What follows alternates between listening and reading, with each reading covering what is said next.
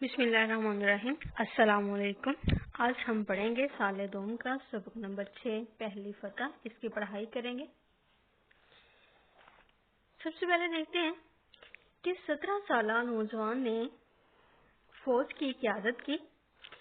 دنیا کی تاریخ میں یہ پہلا واقعہ تھا کہ فوج کی قیادت ایک 17 سالہ نوجوان کے سپرد تھی۔ دمشق سے لے کر بصرہ تک کے راستے کے ہر شہر اور بستی سے کئی کمسن لڑکے، نوجوان اور بوڑھے جو ہیں وہ اس میں شامل ہوتے گئے۔ خاص طور پر نوجوان عورتوں نے اپنے شوہروں کو تیار کیا، مائیں جو تھی انہوں نے اپنے بیٹوں کو، لڑکیوں نے اپنے بھائیوں کو جو ہے وہ اس کے لیے آمادہ کیا۔ کیونکہ ان میں ایک جوش تھا۔ اور وجہ کیا تھی؟ وجہ یہ تھی کہ نحیت نے ان کو مدد کے لیے بلایا تھا اور مسلمان یہ سمجھتے تھے کہ ان کی غیرت کو جو ہے وہ للکارا گیا۔ مسلمانوں میں جذبہ جہاد جو تھا وہ بہت زیادہ تھا۔ خواتین زبیدہ محمد بن قاسم کی بیوی گھر گھر جا کے تقریر کرتی رہی اور ان کی بیمار اور بوڑھی والدہ بھی ان کے ساتھ تھی۔ محمد بن قاسم کی بیوی نے اپنے تمام زیورات جو ہیں وہ بیچ ڈالے اور سپاہیوں کو گھوڑے اور اسلحہ جو ہے وہ لے کر دیا۔ ان کو دیکھتے ہوئے دوسری خواتین نے بھی اسی طرح کیا اور دیکھتے ہی دیکھتے جو ہے بیت المال جو ہے وہ زیورات اور نقدی سے بھر جاتا ہے۔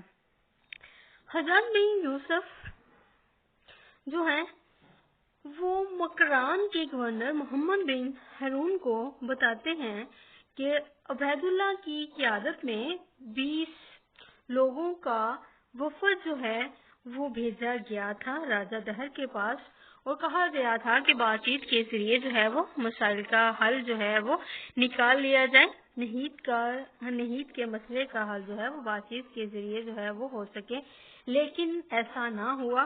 وفد کا قتل 20 لوگ تھے، ان میں سے 18 کو جو ہے وہ قتل کر دیا جاتا ہے۔ 2 جو ہے وہ بچ بچا کر واپس آ جاتے ہیں اور آ کے صورتحال بتاتے ہیں، جس سے کیا ہوتا ہے کہ بصرہ کے لوگوں میں بھی انتقام کی آگ جو ہے وہ بھڑک اٹھتی ہے۔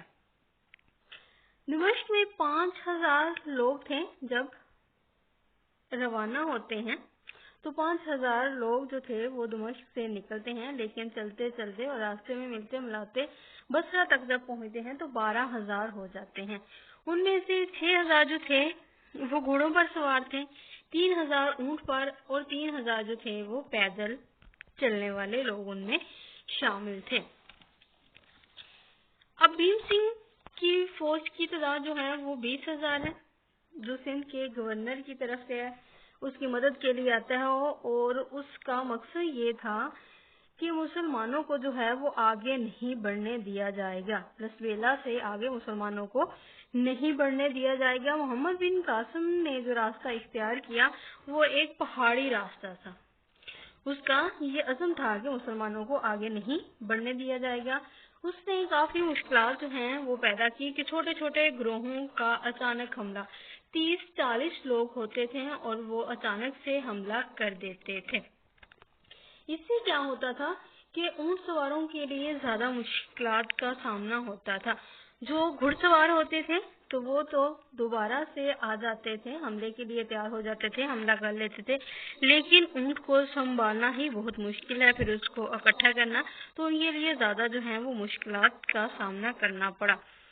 فوج کی پیش قدمی کے ساتھ ساتھ حملوں میں شدت، جس طرح سے جو ہے وہ فوج پیش قدمی کرتی تھی اسی طرح سے جو ہے وہ زیادہ سے زیادہ حملوں میں بھی جو ہے وہ شدت آتی جاتی تھی، کبھی دائیں بازو سے، کبھی بائیں بازو سے، کبھی آگے سے، کبھی پیچھے سے جو ہے وہ حملہ کر دیا جاتا تھا۔ اس سے محمد بن قاسم جو تھے وہ بہت پریشان تھے۔ آج ہم اتنا ہی پڑھیں گے، کل ہم اس کا بقیہ حصہ پڑھیں گے۔ ہم نے جو پڑھ لیا ہے آپ نے اس کو اچھی طرح سے پڑھنا ہے دوبارہ، اور اس کے اہم نکات جو ہے وہ اچھی طرح سے سمجھنے ہیں۔ اللہ حافظ۔